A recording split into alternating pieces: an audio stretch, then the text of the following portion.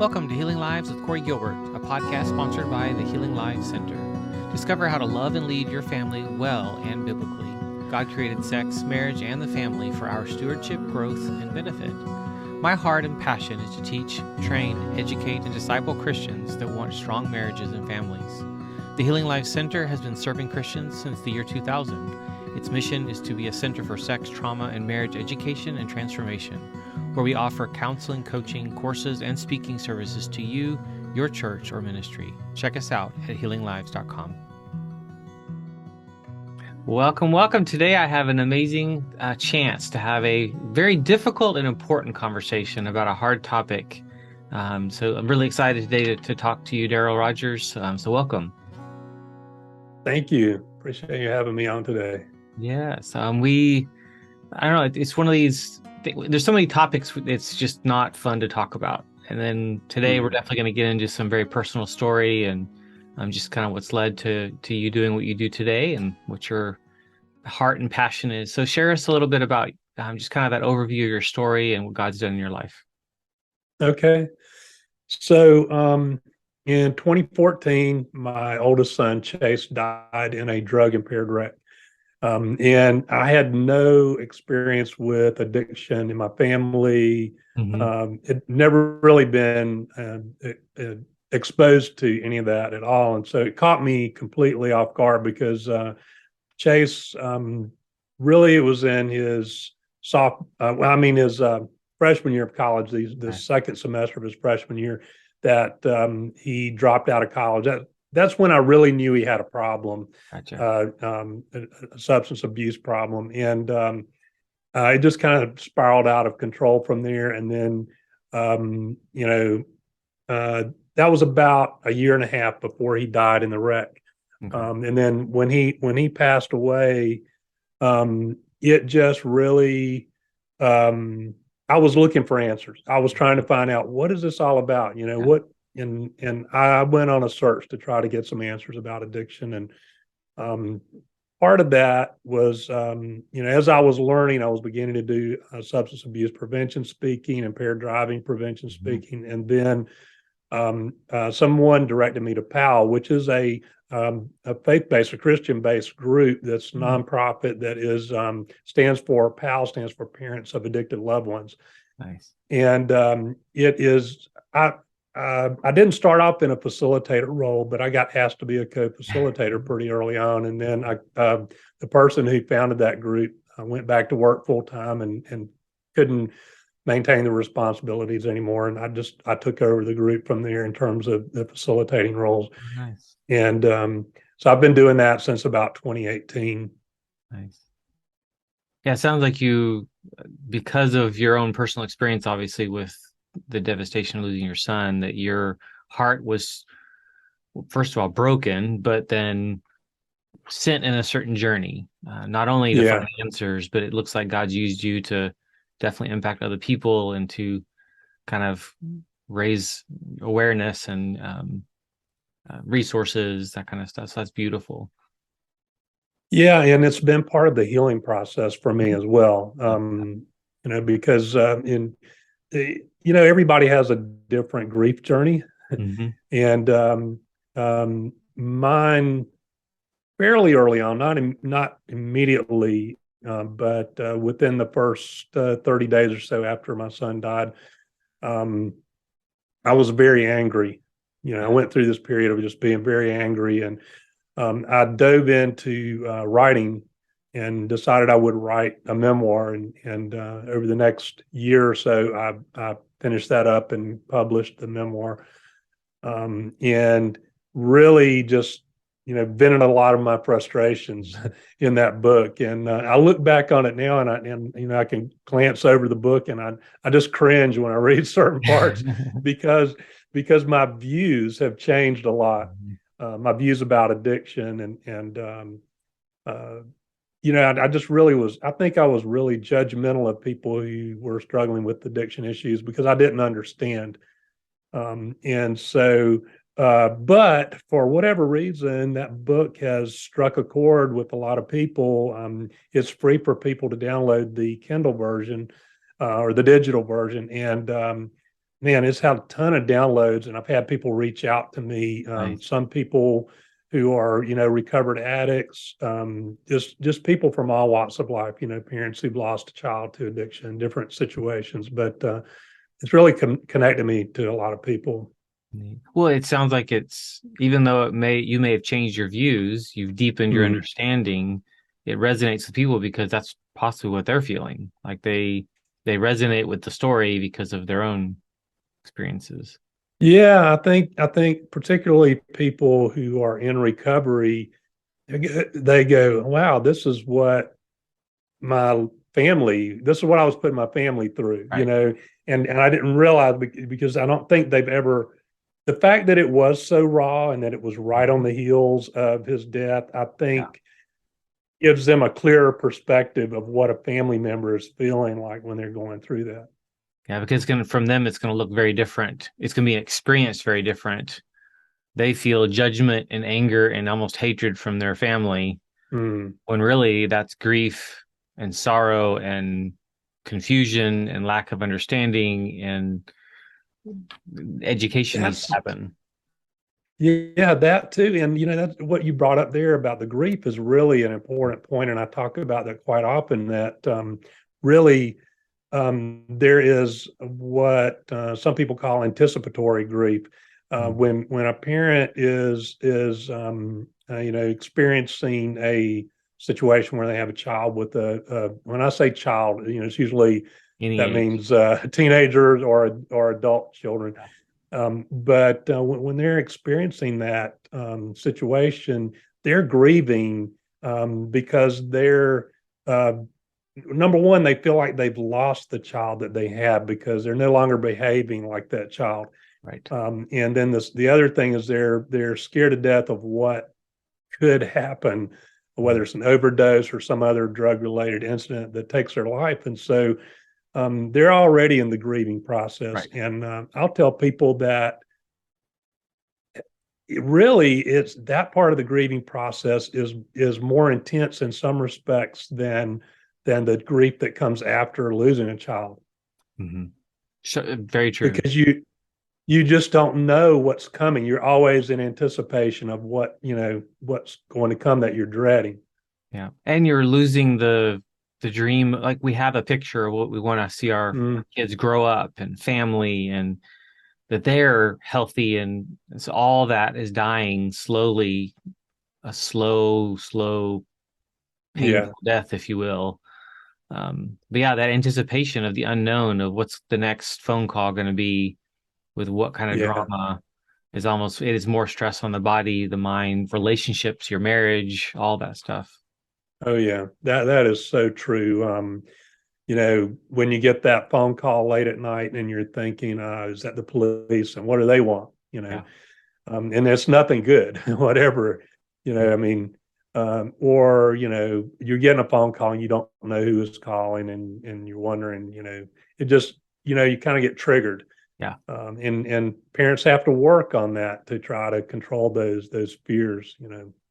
So for you, the journey, you wrote that memoir, which was very raw, and then you said your views had changed. A lot of that came from your research, right? From your being a student, basically.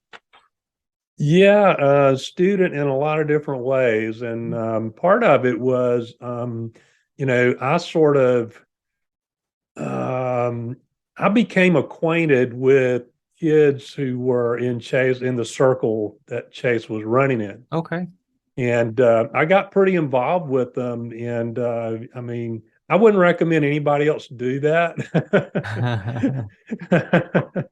But it was my way of learning. And Mhm.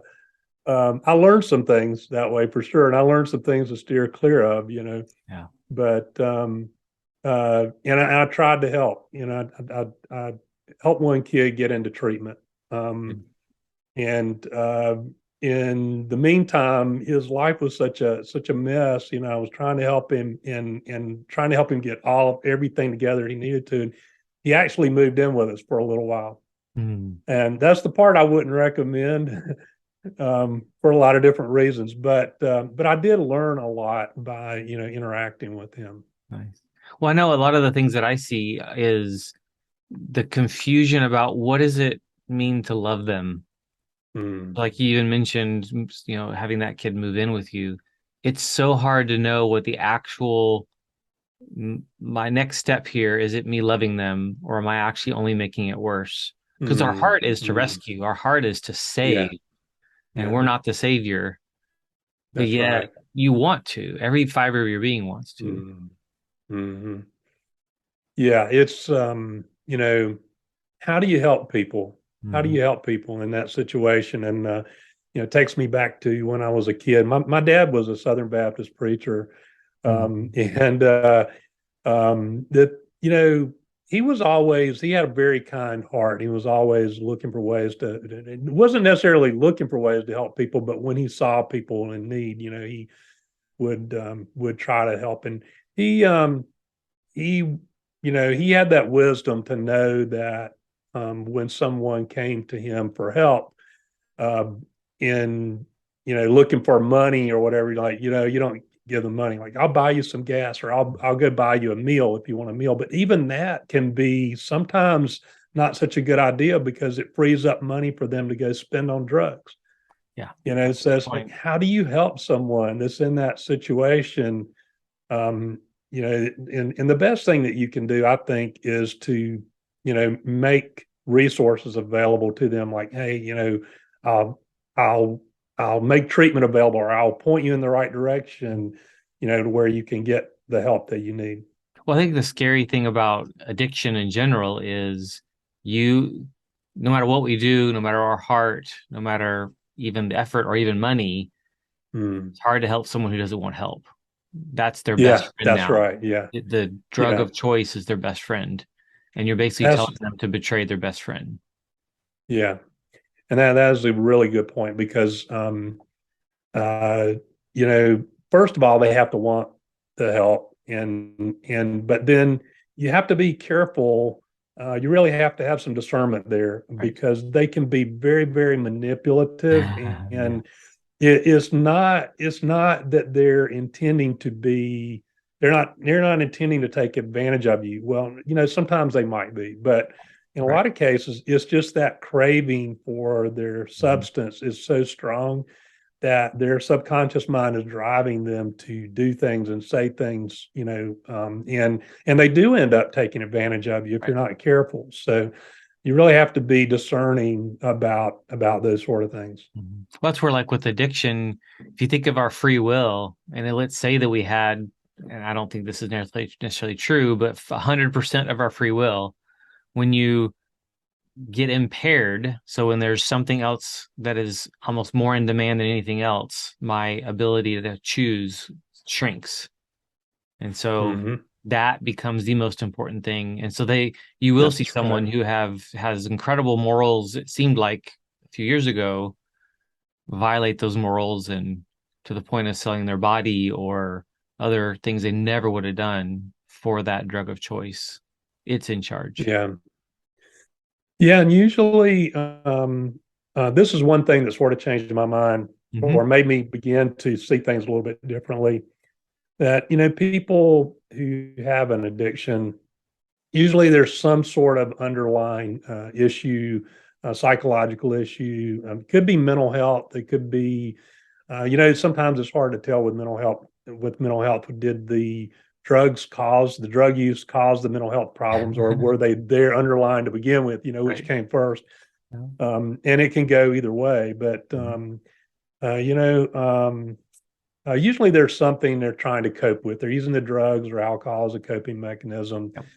And so to me, it's very important to try to get them into therapy so that they can identify what are those underlying causes? What's at the root of all of that?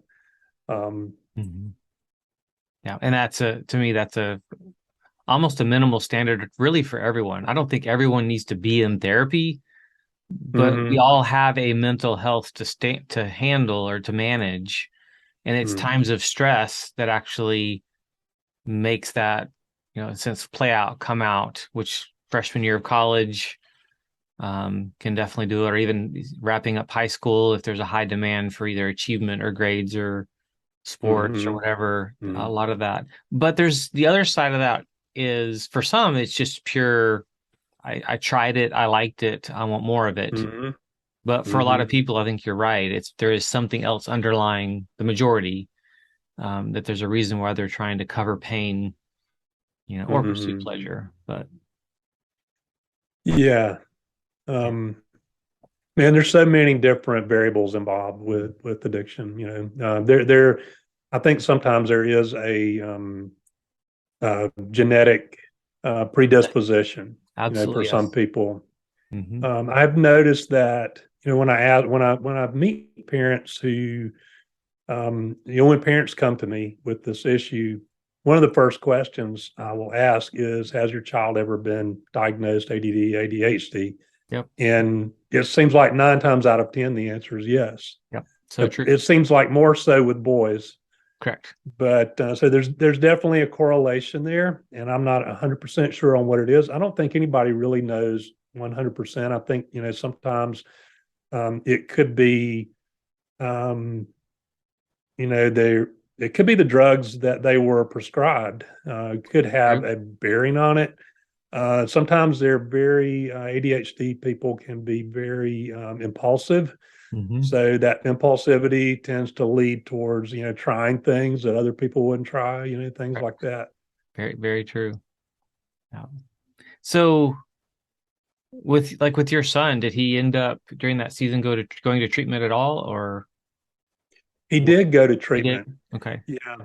Yeah. He dropped out of college and Hmm. came back home and gravitated to a really rough crowd here at home. Yeah. And at one point he had moved out.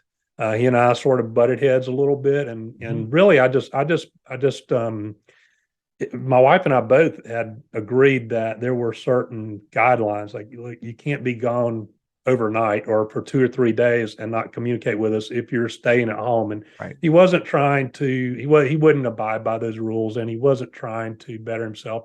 I'd offered to, help him get into community college to learn a trade, or Mhm. I suggested maybe the military, but he wasn't interested in really doing any of that. And Yeah.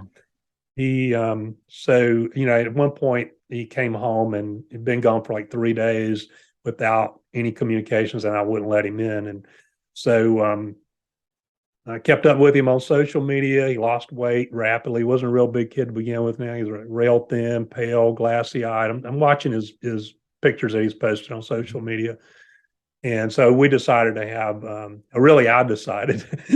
My wife went along with me, and she didn't argue, but I decided that an intervention would be a good idea. And Okay. really, out of all the things I did, I think the intervention was one of the better ideas. Nice. And we were able to get him into treatment through that intervention. It was intense. I would tell any parent that's thinking about doing it, is a very difficult thing to go through. Yeah. But I think in most cases, I don't know what the success rate is, but it seems like they're very good at, good interventionists who've been at this for a while are very Right. good about getting them to agree to go to treatment. Okay. So he was in treatment 30 days, and then in South Florida. Okay. And that's another whole story. There were a lot going on with treatment facilities in South Florida at that time. But he went from there into a halfway house, bounced Hmm. around to several different ones, and he spent a total of about 9 months in Florida. Okay. Um, he came back home and he was doing a lot better. He was staying away from the people who'd been a bad influence before. He got a job. Nice. It was a starter job. He was working retail, not Mhm. making a lot of money, but he was trying, Yeah. and he was going to IOP, intensive outpatient care, like group therapy, 2 nights a week. Okay. He seemed to want to get better, and things were rolling along in a good direction. But as time went by, he was beginning to relapse, and I could sense that. Mhm. Still didn't really know a lot about addiction, Right. and really I hadn't dived in at that point. I just saw it at that point as, it wasn't anything, it wasn't my problem. He had a problem, and Right. and I think a lot of parents have this kind of false idea that, oh, my kid has a substance abuse problem, I'm going to send him to treatment and they'll fix him, they'll cure him and send him back and he'll be, good as new. And that's not how it works. Nope. And I think I knew better than that intellectually, but in my mind, somewhere in the back of my mind, I know I was sort of thinking that way. Mm-hmm. And really, I didn't realize I needed to work on myself during that time and learn more about addiction and improve my communication skills and my Yeah. parenting skills and all of that. So that's one of my things I would say to parents out there that are listening, but um, he he began to relapse, and he came to me one day and he said, "Dad, I'm headed in a bad direction again." And I said, "I know." I could sense it. And he said, I'm hanging around a rough crowd, and I know I need to get away from these people who are a bad influence, but I just don't know how to accept a move." So he told me he had taken a job transfer back to Florida, Okay. to the area where he had been in treatment. And um, I told my wife, Kim, she made Chase promise he would come by and have a meal with us before leaving. Well, the day that he was supposed to come by and eat with us, he didn't show up. And it's getting later in the afternoon. Kim's getting up. She's getting upset because she thinks he's left for Florida without stopping by to say goodbye. And we Yeah. all moved to the living room. We're sitting around in the living room, just kind of talking, watching a little TV. And I had a phone call from one of my friends. Well, I didn't want to disturb Kim and Justin with my phone conversation. Justin is our younger son. Okay. He was in the eighth grade at the time. Ooh. So I went outside and I'm on my phone outside talking to my friend. It was May the 29th, 2014. Really nice weather out. And I'm standing there in the front lawn talking to my friend on the cell phone when the police cruiser pulled up to the curb in front of my house. And officer got out of his car and started up my driveway. And I told my friend, "Got to go. Apparently Chase is in some kind of trouble." And I went to meet that officer, and there in the driveway is where he told me that Chase, there'd been a bad wreck and that Chase had died. And Wow. he accompanied me inside, and I broke the news to my wife and to Justin. And of course, we all cried for a long time. Mm. Took us a while to get settled down, and then we started asking the officer questions about what had happened. Wow. Can't imagine. Yeah, and that definitely, I mean, that's going to send you into a search. And then, Mm, for our listeners today, well, part of what you do now and the heart behind your life right now is the familyrecoverycoach.com, as in moms, dads, siblings, grandparents listening. If you need help, you've dedicated your life now to doing that. So thefamilyrecoverycoach.com, to partner yeah, with and families.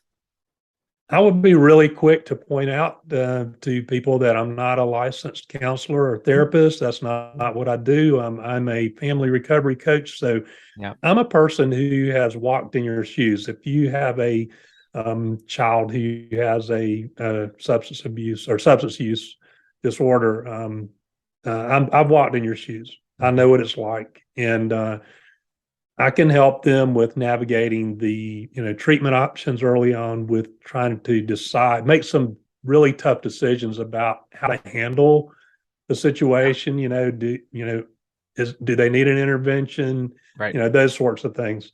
And then working on communication skills, and learning about addiction. If we can get their child into treatment while they're in treatment, that's a perfect time to work on all of that. The Yeah. communication skills and learning about addiction, and then working on setting healthy boundaries. Mhm. And that's where, thinking back to that season from your son dropping out of college and then getting eventually into recovery, and the intervention, that whole Mm, season, the part lacking was what you're basically trying to fill that void for families is hmm That's exactly. you didn't realize what you didn't know and needed to know and need Yeah. to learn. So you've dedicated now your life to family. And the Yeah. family piece is so critical. Family systems theory, the idea of a system that actually when one Mm, thing changes, the whole system has to be changed. So we send our kid away to get help, they come back. If the system hasn't grown, then we actually tend to mm. force that kid back into the old role. And so That's right. your That's your exactly right. your growing is critical. Yeah. So, how did this I guess, how did you guys as a couple navigate this? Because you have two separate people, two very different people, I'm assuming, hmm that Oh yeah. did not handle all the way from when you found things out when he was in college. Like I bet there's a lot of places in there where you didn't either agree or you wrestled or struggled. What was some of the tips you have when it comes to that for your marriage? Yeah. Well, I would just say this for the guys out there listening, get marry a really good wife like I did because she put up with a lot of stuff. Well, I'll just say that she's very tolerant of me, and so I would just say that she gave me a lot of grace in that area for sure. Wonderful. She is we are very different, in that Mhm. respect, and actually, I think I was probably, and it's not usually like this. I think in most families, the dad is more. I was definitely have the military background, so I was definitely very stern on in some Mhm. regards, and not as approachable as she was. But in some ways, I was the bigger enabler. I was the bigger Okay. rescuer, Okay. and I was the one who was out there, trying to figure out what he was up to and trying and kind of meddling in his affairs a little bit, Yeah. trying to rescue him. Hmm. Um, so and in terms of the grief, early on, I just didn't, I didn't have a clue. Yeah. She went to Grief Share. I don't know if you're familiar with Yes. Grief Share or not, but Yes. Yes. yeah, Good. really good program. And I was doing my own grieving, and mine was through my book, through Right. writing the book. And really, I should have gone to Grief Share with her, Mhm. and I didn't, and but she was very tolerant of that. She went twice on her own, and she got me into um, kind of the end of the last time that she went through, and then eventually I went on my own Okay. to a grief share program. Yeah. And I would recommend that to anyone who's going through that Which any that's a type good of. point, is that you're going to both grieve in different ways. So you did it with Mhm. your writing, but then she went to a very good program, and there are these all over the country. And if there's not one near you, find a church and ask them to do it. And like it's a really good program. But your spouse may not want to join you. They may refuse to. And so Right. that grace is really Yeah. critical for the timing of when they hopefully will. And here's the one other thing I would like to point out on that is Mhm. that she shared with me later how hard she was grieving, and she did not really share that at the time. Hmm. And I think that's pretty common with Yes. women that they, you know, don't always tell you everything that they're thinking. And, Right. she, maybe that's a little bit different with her though, in the respect that, she she was very just keeping that to herself because she said Yeah. yeah, well, she said, well, I knew you were going through your own grieving process, and I didn't want to interfere with that. So she didn't share with me, but at the time, if I could go back and do it again, I would say, Mhm. hey, I wish you had told me because I didn't realize just how serious it was, Right. for her, Well, and I think and that's a she'd really get more important, support from me. right? That's an important point. My wife would be that way as well. She's going to keep everything Mm-hmm. inside. But that Mm-hmm. perspective of, I don't want to add more to his plate. I don't want to burden him more. Right. One of the things Right. that I do is called the healing marriage. And to me, this is the time you turn to each other even more so. This is a time Mm-hmm. where we need to lean on each other. We must. But where I see it all fall apart is when I try to make them grieve like I grieve. Mm-hmm. There's Yeah. not permission to Yeah. grieve in your own way. So it's like you Mm-hmm. either have to go to grief share or we're done. And so I actually, Right. Yeah. what I see is a lot of couples actually divorce during the season of loss. And no, this is the time to hang on even tighter Mm-hmm. and to be Mm-hmm. honest about don't go this alone. More women than men are going to go to counseling. Yeah. Men, specifically men, find someone you can trust, and whether it's a mentor or someone where you can word vomit or even break down. Don't try to go this alone. And I know most of you probably will for at least a season, Right. but Right. finding that group, if the group isn't the right fit, find another one. Like grief shares are going to be all different no matter where you go, or Hmm. something like that. Find one where you really, okay, this is going to be my team. Yeah. It does seem like a lot of guys have a difficult time sharing and being open, in those types of environments. And I would just say, there was at least one other guy in my grief sharing. I think there might have been two, but uh, it was great for all of us. Really, it was just a good program all the way around.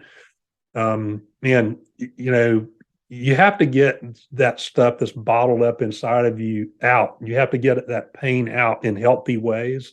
Right. And keeping it bottled up inside, especially if you're going through that anger phase. And not everybody goes through all the same phases and in the same order. But especially if you're going through that anger, you need a healthy outlet for that, because it's just not good for you. Right. Yeah, the one of the things that's also neat in terms of some of the research, and just this kind of more also for the guys, is some of you don't want to share and you don't have to, Mm, but find a group with that's more educational and less hold hands and talk. That's what it feels like to you probably. right, Um, right.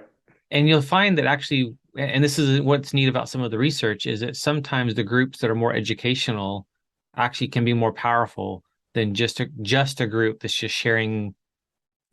That's why Grief Share's got both, and it's got the teaching along with a time to actually, in a sense, be in fellowship with others that are grieving. But that teaching time is the part we want to push aside a lot. No, that's lean into that, Mm. and you don't have to say a word. You don't have to share anything until you're ready. And so lean into that teaching. You brought another idea to mind, for those guys that are out there listening, that are going through the grieving process. I think the teaching side of that is important. Mhm. However, if they're not ready for a program like what you and I are describing here with Grief Share, Mhm. one thing that I have found for guys, when guys need to discuss deep, difficult topics, one of the best things to do is to go do something with a dad or brother or another Amen. guy friend that doesn't involve that involves using your hands to do something. Like my dad and I used to go fishing all the time. We had some of the best conversations while we were Exactly. fishing. Yeah. And you don't even have to make eye contact. Sometimes you don't even have to say a whole lot. It's Right.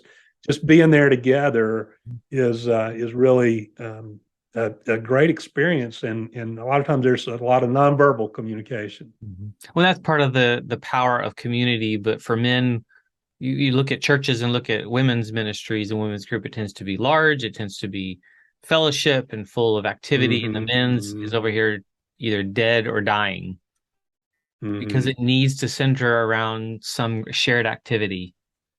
Yep. Anywhere from mountain climbing to go shoot guns to go ride motorcycles to go to a UFC fight or whatever it is. And everyone's got their different thing, but I'm a shrink, I'm a counselor. So for me, eye contact is critical. And I've had to Yeah. learn Yeah. sitting around a fire where you can't really make eye contact. Some of the most Hmm. amazing conversations can be had, Yeah. or sitting at a basketball game next to someone where you're looking forward, but you're talking to each other. They're going to open up Yeah. more. Find your tribe, find your people, and find it around your area that you love. I'm a motorcycle guy. I ride a Harley. It's been, in my years past, my previous life in Georgia, it was my motorcycle guys that were kind of my tribe. Now it's Boy Scout Hmm. dads. But men, Okay. Yeah. you need that. So I love that you made that point. That's such an important point of just shared activity, and you sometimes don't even have to share much. Yeah, my younger son, Justin, he's a recent college graduate, and Mhm. He is waiting to enroll in a PhD program this fall, Nice. and he's been home some, and he has a Microsoft Flight Simulator. Well, in my previous life, I was a pilot. I was a professional pilot, Oh, neat. and so yeah, so he knows that, and he's just suddenly taken an interest in aviation, and so he's really absorbing a lot really fast. And he'll call me in, and I've not been prompting this at all, but he'll call me in and say, "Hey, Dad, come handle the radios for me on this flight," And then he asked me Awesome. questions as we do it together. And man, it's a great bonding time, That's activity for awesome. us. And yeah, we're both learning from each other. Yeah, That's awesome. really cool. How old is he now? 22. 22. Yeah. So that's such Yeah, a lot of parents potentially lose relationship as they graduate and leave. And so that's a great mhm, thing to hang on to. Yeah. I absolutely. know I love skiing and snowboarding and stuff. And so it's been fun to be on the lifts. And this picture behind me is from just a few weeks ago up in the Cascades, yeah, here in Oh, Oregon, neat. and just being able to just on the lifts have conversations. And I'm realizing, and they're gonna leave and grow and be gone, and I'm gonna lose my lift buddies. Right. Each stage The of same life has happened. requires, yeah, I'm sorry, I didn't mean to interrupt you. I was yeah. just going to say the same has happened to me with, Yeah. we worked out together a lot. Oh, nice, Both my boys played football and through college, and we work out a lot together. nice. And so sometimes I miss him when he was gone. I don't have my workout partner here. That's right. That's right. Yeah, yeah. So let's come back to your marriage, though. Like, what were Yeah. some of the struggles you guys had as a couple, kind of just throughout those years? Um, did was there something that happened? Was there, or you really were kind of got on the same page? Like, how did that go for you guys? Previous to or during the addiction time, or after he In died, or kind of any whatever of that. stands out to you Yeah. that could be helpful for those that might be really wrestling in their marriage. Because I that's what I see is a lot of couples, their marriage is hanging on by a thread, because pain Yeah. brings out the worst part, kind of where we're at. Hmm. Hmm. Well, I have to go back a little bit because I'm really good at blocking out some of those memories that Yes. aren't so good. But Understandable. um, just thinking back on that a little bit, yeah, there was definitely a lot of tension when he was in the midst of the substance abuse. And I think part of that was because I didn't understand what was going on. And, I was just coming down on him, like, what are you doing? And I was just Right. really, you know, just trying to get him in line. Right. And I Yep. didn't realize that it's not that simple, Right. like, hey, dad says do this and you better straighten up and do this. It doesn't work like that.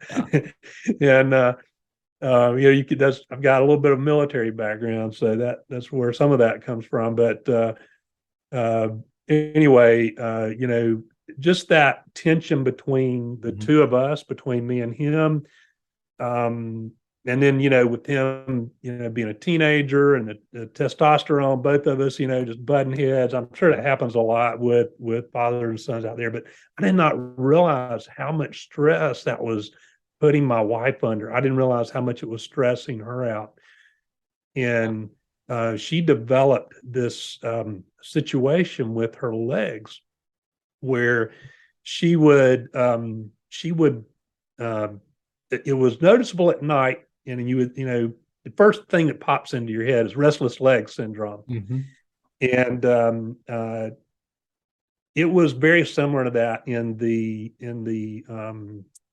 symptoms. But we went to every kind of doctor you can go to, Yeah. and they ran every kind of brain scan you can think of. And we ended up going over to Duke University, Hmm. and doctor there, he looked at all of her charts, he looked at everything she'd been through, and he was like, it's just stress, Hmm. just stress. Yep. The whole thing was just stress. and it was literally involuntary leg jerks Yeah. to the extent that she could be sitting somewhere and we might be out somewhere and her right leg would just come way up and foot would slam down, and anyway, I didn't realize how much, my tension with our other son was Right. stressing her out, because again, that communication wasn't really there. Right. So wives, talk to your husbands. Yes. And I know that there are some that they definitely let their husbands know every time they're stressed out, maybe a little bit too Yes. much, right? That's true. Um, But so it's personality driven. There's different personalities involved there, but everybody's has to be, communicating. And this kind of brings up another point for me here is back to the communications with the kids, but this applies really with all communications. Is that, one of the things that they teach in PAL is respond, don't react. mhm. So there are things that tend to trigger all of us Yep. emotionally.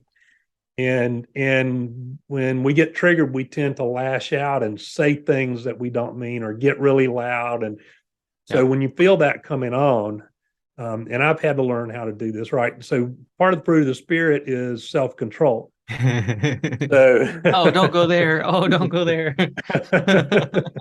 Yes. so so I've had to learn self-control, and I'm still learning it, by the Yeah. way. I'm a work in progress. Yeah. But when I feel that coming on, now I go, okay, wait, I feel this coming on. I realize that I've been triggered emotionally and I need to just either step away for a few minutes or take a deep breath and get that heart rate down and get the breathing down. And then, when I'm under control, then we can have a response, not a reaction. And So true. it makes a huge difference in the communication, because when you have that reaction, the wall just goes up right away, Yeah. and the communication stop. You may be talking back and forth, but there's no communication really taking place. What it reminds me of Gary Smalley, um, long time ago in his 70s before he passed away. He made the comment, and probably one of his last books he wrote and last times he was speaking, that he's like, I finally figured out how to love my wife. It's like, ooh, Mm. Gary Smalley, let's find out. What is this? He said it's not tailgating. And I'm like, what? He goes, I'm fine with it. But when I get closer to that car in front of me, my wife's stress level goes up. And my That's a loving good her one. is not doing things that cause her more stress. And it's like, oh crap. That's good. It's true. It's Yeah, because I well, that hear one from hits home people, with me. Yeah. yeah. Well, I hear people all the time. It's like, well, this is just the way I am. It's like, yeah, and that's probably an area that needs some work. All Uh, right. just I'm angry or I don't. I just react. So learn Uh, skills to put a pause button in there so you don't react, so that you can respond. mhm. Yeah, and I tell people it's a practice, It is. just like there's a medical practice and Yep. a law practice, because they're still learning, right? Yep. And you never stop learning. Well, Hopefully, that's the goal. like in the You always medical, learning and improving. I can't imagine how much money you probably spent on asking doctors the question of what's wrong with her legs to then find out Mm, it's stress. I've heard that so many right. times. My whole Hmm. health Hmm. journey is it's been crazy, and hospitalizations galore and medications like so many things. And now I manage it with just diet and stress management. So no, Hmm. I don't spend money on all those people. It's like our stress is actually we're all different, and some can handle a lot more. And then we Hmm. see through like military service in certain places there or severe trauma where you have PTSD, kind of the extreme reaction, and it can be from anything. But losing a child or having a child, even if you haven't lost them, um, as you even kind of pointed out, it's almost harder even the season when they're still going through, where there's always the unknown, wondering if the next phone call, what's the next shoe that's going to drop. That Hmm. stress, your wife was responding, and her body was actually communicating very loudly, I'm not okay, I'm Hmm. not okay, I'm not okay.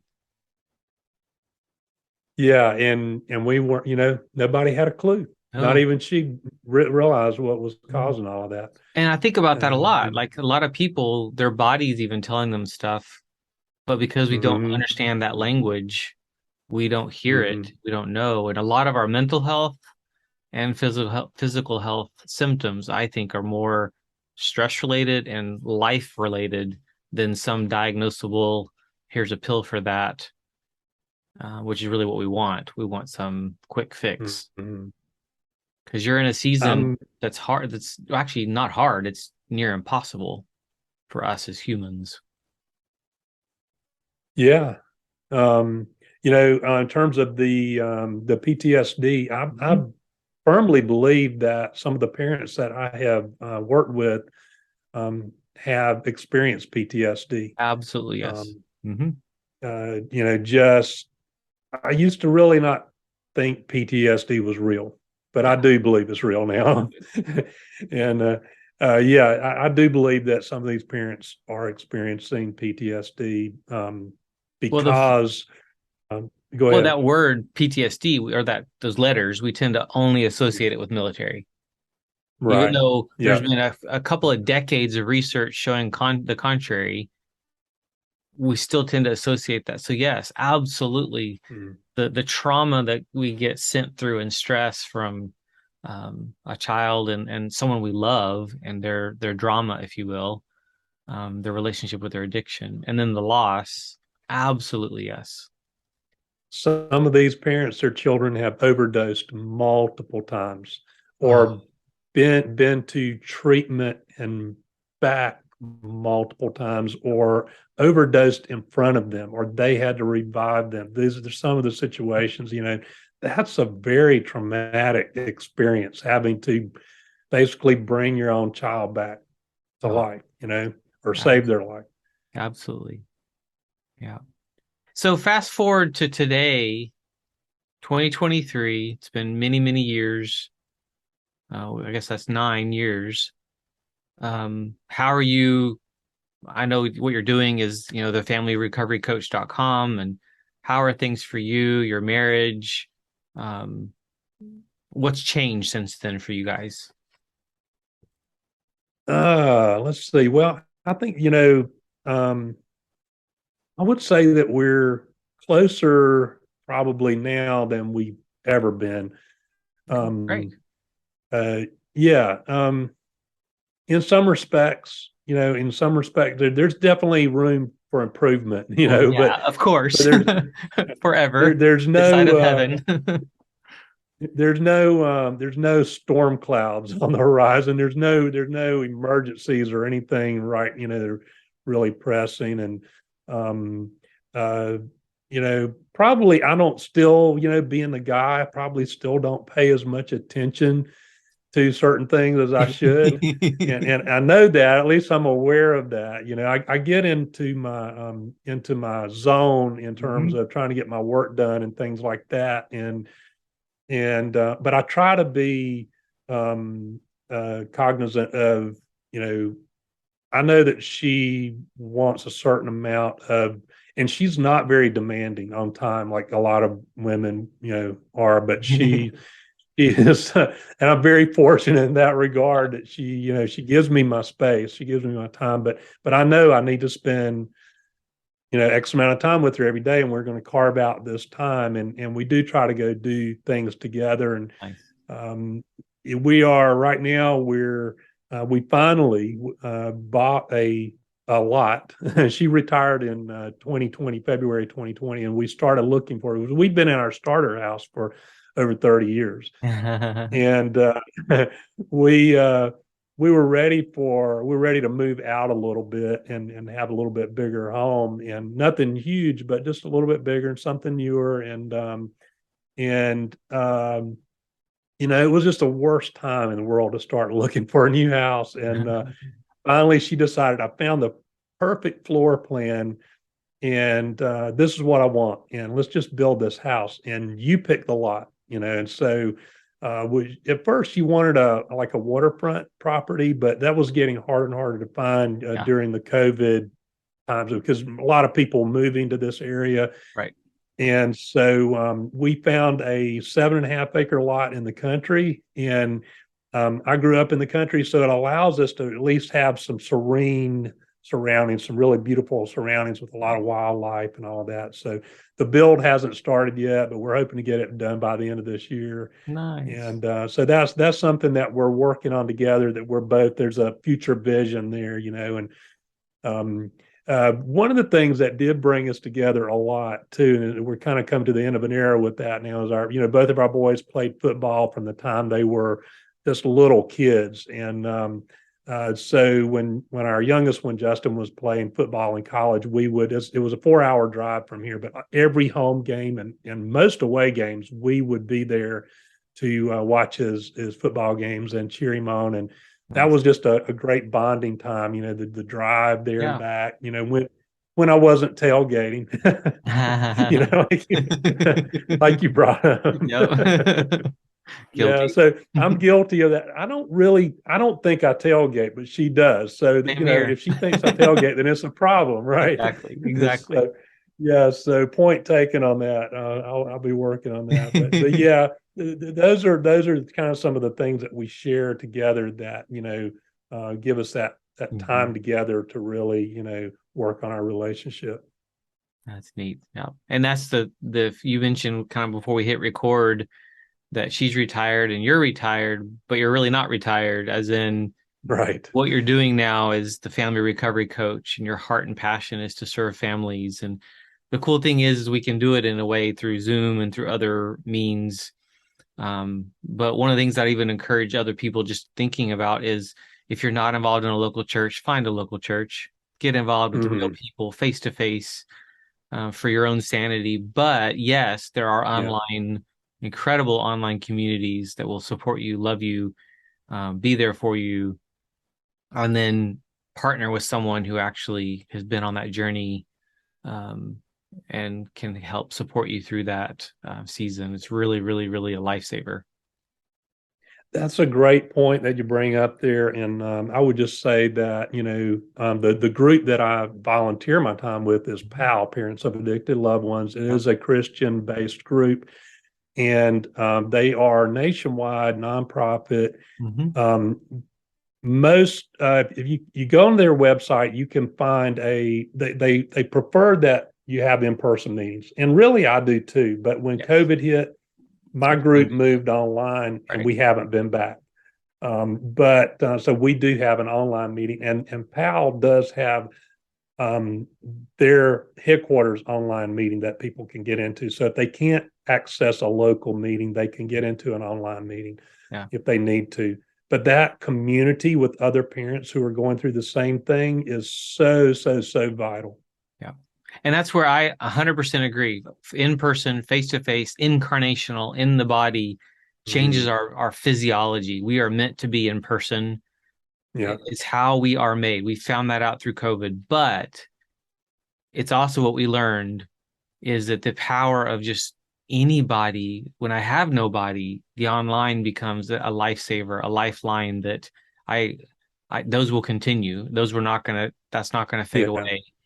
Also, what that's I've right. seen is the role of that for people who are busy, who can't make the drive, who have little kids at home and can't deal with sitters and all that. The online allows for you to walk in the garage, pull up your laptop. Right.